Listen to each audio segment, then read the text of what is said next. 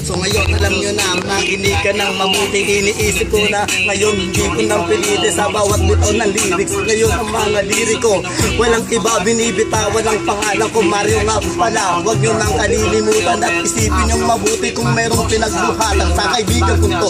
Sigurado ay pulido, kapag bumitaw wala ka rin tigas sa pinong. Ngayon hawak nyo na ang inyong mga sandata. Hawakan nyo ako kundi sumag-CR sa kubeta. Ngayon alam nyo na kapag kami ang tumirada, tataob ka na kahit magsama ng barkada. Ino mo! Galit siya na,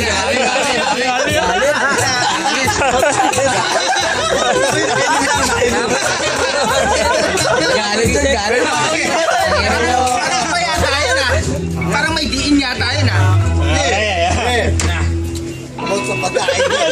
Tapos na. Tapos na eh.